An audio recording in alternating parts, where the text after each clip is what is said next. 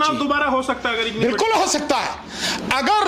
अगर इस देश में न्याय जिंदा है और अगर सुप्रीम कोर्ट वाकई में जिंदा है, मैं मानता हूं मर चुकी है, पर फिर भी अगर जिंदा है तो इस सारे मामले पर, क्योंकि ये आरोप नहीं है राहुल गांधी के, आरोप नहीं है, राहुल गांधी ने सबूत दिए हैं और सबूत भी उस लिस्ट से दिए हैं जो इलेक्शन कमीशन ने उन्हें प्रोवाइड कराई है। उस इलेक्शन कमीशन द्वारा दी गई लिस्ट में से इतने सारे सबूत निकाल के दुनिया के सामने रखे हैं।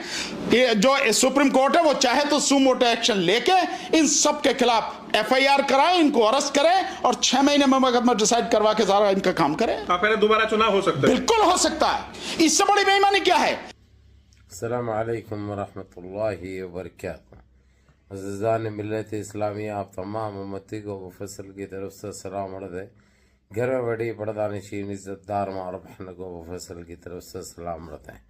बहरहाल कैफ, अल्लाह से उम्मीद है आप लोग खैरियत से होंगे, अल्लाह की हिफाजत में होंगे।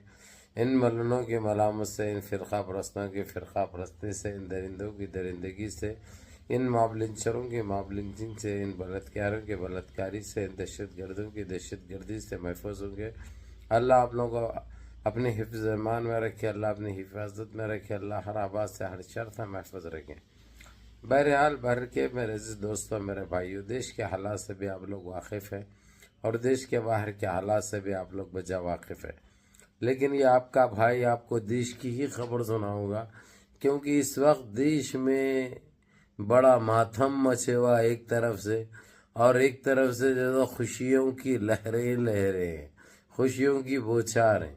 जो खुशियों की बौछार, जो खुशियां देख रहे हैं, वो लोग 13 साल से मायूसी का शिकार थे, लेकिन अब उनके चेहरों पे एक ऐसी मुस्कुराहट और ऐसी दे चुके अल्लाह रब्बुल इज़्ज़त जो इनको नाग खुशगवार महसूस हो रही, क्योंकि इन्हों चोर भी है, डाकू भी है, साबित भी हो गया, चीटर भी है, धोखेबाज भी है, देश को लूटा भी है, देश के साथ गद्दारी भी की है, हमारे पूरे संविधान की धज्जियाँ उड़ाई है। वो लोगों को अब ऐसा मिल रहा है कि वो लोग संभाल नहीं सक रहे।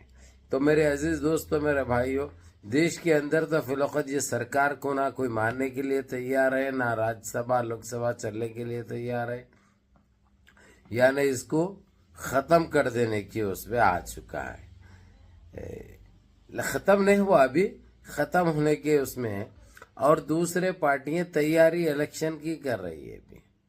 लेकिन इसके अंदर आप लोगों को ये बता दूं मैं, ये 3 जो है ना, ये तीनों कभी नहीं ठहर सकते अब इलेक्शन में। वो ये नहीं समझना आप लोगों की उम्र हो गई तो नहीं, ये लोग को कानूनी तौर से अपने हिंदुस्तान के लॉ के हिसाब से इनको चोर घोषित किया जाने वाला है, जो कि हमारी तारीख में नहीं हुई ये चीज। आजादी के बाद से और अब तक कभी ये चीज नहीं हुई। इन्होंने रिकॉर्ड पे रिकॉर्ड बना के नेहरू का रिकॉर्ड तोड़ने के चक्कर में थे, लेकिन सामने आ गया। अब इन्होंने जो पहला जीते वो भी कैसा जीते वो भी सामने आ जाएगा। अभी तो सिर्फ ये आखिरी जीते सो चल रहा है, समझे ना। इसमें चोर साबित हो गए, अब क्रियाक्रम भी हो रहा है इनका।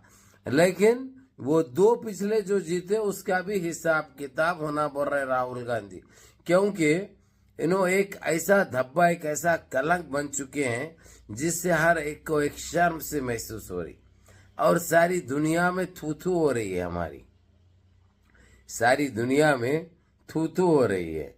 अब रही बात बिहार की, बोल के नहीं है, वो पूरे देश के अंदर ये आंधी आ चुकी है। ये ऐसी आंधी चल रही है जो इनको बहा के ले जाएगी, जो इनको बहा के ले जाने वाली है। ना इनको कोई रोक सकते, ना कोई बचा सकते।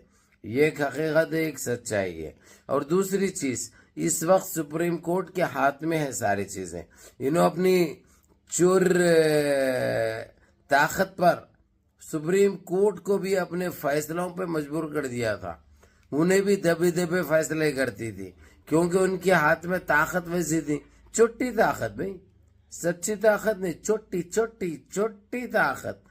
तो अब सुप्रीम कोर्ट अगर से चाहे तो कल ही गिरा दे सकता है हुकूमत, गिरा के जो है सो देश में या इलेक्शन करा सकता है या सेकंड पार्टी को दे सकते हैं, लेकिन ये लोग तैयार नहीं होंगे ऐसा सेकंड पार्टी को। तो इसलिए इसी के मद्देनजर अब यानी इलेक्शन होना तय है और हो सकता है ये 3 महीने के अंदर, हालांकि बताया जा रहा 6 महीने, लेकिन मेरे हिसाब से 3 से 4 महीने में सरकार नहीं बनेगी और इनका क्रियाक्रम तो लगभग तय है। मेरी नजर में तो हो भी चुका है। अभी तक बोलते थे हम ऐसा हो जाएगा, पेवन नायडू अगर से मदद करा तो, चीटर कुमार अगर से सपोर्ट नहीं दिया इधर आ गया तो इन्हों गिर जाएंगे। अब वो ना किसी की ना पेवन नायडू की जरूरत है ना चीटर कुमार की जरूरत है। भला ये लोग तो मिल रहे हैं, ये लोग तो पामा पड़ रहे हैं, पीठ में मुंडी डाल रहे हैं, इन्हों बचने की बेतहाशा तरीके से कोशिश कर रहे हैं, लेकिन ये माफ करना नहीं करना और राहुल गांधी के हाथ में है, क्योंकि इनके ऊपर भरोसा नहीं किया जा सकता। हालांकि ये लोग बोल रहे हैं कि हमको कोई इख्तिदार नहीं चाहिए, हमको कुछ नहीं चाहिए, सिर्फ हम इंडिया अलायंस के साथ मिलके देश की सेवा करना चाह रहे हैं। लेकिन इन्हों कितनी सेवा करते ये पेवन नायडू भी चीटर कुमार भी आप लोग अच्छी तरह जानते हैं, मेरे से बेहतर जानते हैं एक माने में। इसीलिए दूध का जला भी कल भी बोला था डालेंगे, फूक के पी रहा उन्हें राहुल गांधी।